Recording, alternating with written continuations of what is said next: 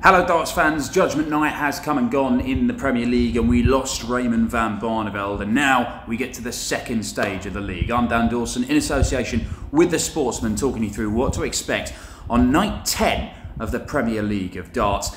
And before we get going, let's just have a little talk about what happened on night 9 in Rotterdam, because we made some money. We made some serious money. The acca finally came in. We've been so close week after week after week, but this one happened, and it was not an obvious one either. We had Gurney, who was an outsider, to beat Mensur Suljovic. He went on and did it. We had Price to go and beat Peter Wright. That happened too.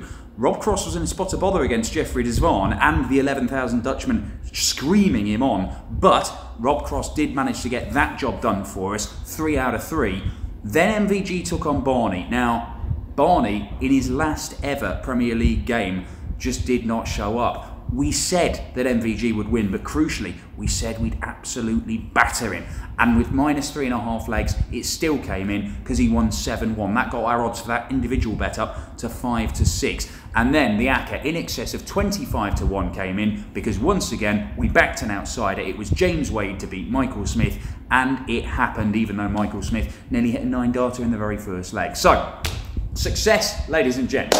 Can we have some more in Belfast in Northern Ireland? Well, we're in the second stage of the league, and that means that it's a longer format. So it's first to 8 legs now. You only get the 4 games in the night, but I'm looking at tonight, and I think some more outsiders could go and win their games, and that means that we could make some more big money. We start with Mensur Suljovic against James Wade. Now, Bet365 have got Mensur at 8-5 to win the match, with James Wade at 11-10. And you might expect that because James Wade has been playing some incredible stuff in the Premier League. He's averaged in excess of 104 3 times. It's been really, really good. He was unfortunate not to get all 4 points in his 2 nights in Rotterdam. He was held to a draw by Dimitri van den Berg despite averaging 104. But I think Mensur's going to win it, and I think that because the last 3 weeks have seen James Wade take on Mensur Suljovic twice, and he's not been able to handle him, once in the Premier League and once on the European Tour. Wade, you can see steam coming out of his ears as Mensur slows the game down. He is like a glacier. He's moved so slowly you can barely see him with the naked eye. It's completely within the rules. It might be a little bit of professionalism, but it's working, and Mensur Suljovic is going to carry on doing that because he knows it works against James Wade. And it usually does work against James Wade. He's won 10 of their 15 meetings. Not many people have that kind of record against the machine. So at 8-5, I think you have to look at Mensur Suljovic making it 3 wins out of the last 3, all within the last month against the machine, even though he's been playing some really good stuff in the Premier League. As for game 2, again, I'm going to look at an outsider. Michael Smith, last year's finalist, the world finalist, of course. He's 5-4 to beat Peter Snakebite Wright.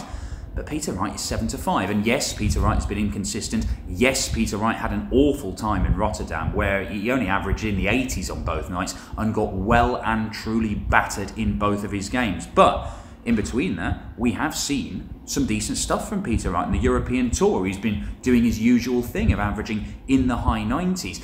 And he does have a very good record against Michael Smith, who himself has had poor weeks in the Premier League, where his average has been nowhere near what we expect it to be as the World and Premier League finalist. I think it's 7-5. Peter Snakebite Wright looks like the value bet in this one. So Mensur Suljovic and Peter Wright, I reckon they win their games, and that's 2 outsiders already. Already our accumulator is getting up to the sort of numbers that we saw last week when it came in at 25-1.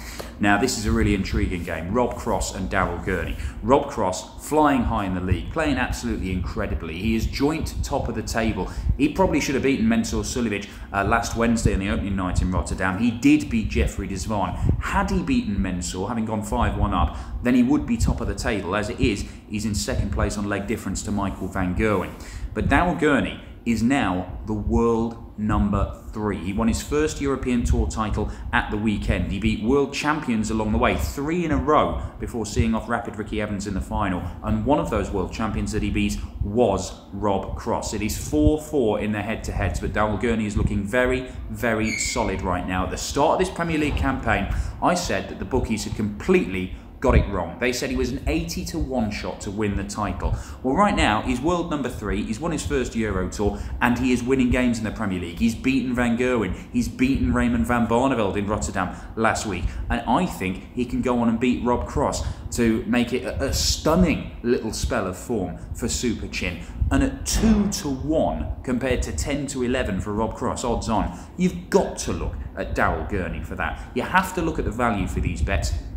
And I think the value bets are the outsiders in all 3 of the first games. And it brings us to the last one. Now, do I go for the outsider in this? You could make a case for it because it's very, very enticing with Gerwyn Price at 6-1 to beat Michael van Gerwen. He should have beaten him 2 weekends ago on the European Tour. He had 57 for the match. He hit a big 2 and only got 1 dart for the match, which he missed, and Van Gerwen took a 118 checkout and beat him to go on and claim the title later on that evening in the opening Euro Tour event of the year in Leverkusen. That meant that he's played 15, won 15 for MVG against Gerwyn Price. There is no real record in the game like that. It is domination. But Gerwyn is playing really, really well. It's going to happen at some point. He is going to beat mighty Michael van Gerwen. I just don't think it's going to be tonight. MVG, yes, he went out early at the weekend in the European Tour event, whereas Price had a better run, but Van Gerwen was only beaten by the most incredible display from Keegan Brown, who averaged 104 and didn't miss a single dart at double in that match. Van Gerwen lost with 108 average. That is not the darts of a man who's playing poorly. It just looks like it's business as usual. I know it's only 2-7 the odds for mighty Michael van Gerwen to win against Gerwyn Price, but I think he does make it 16 wins out of 16 against the Grand Slam champion and Welsh #1. That means that all told, if you go for the 3 outsiders in the opening games of the night and then the favourite Michael van Gerwen, you were looking at an accumulator of 23-1. I think that Van Gerwen goes 2 points clear at the top of the Premier League table in Belfast.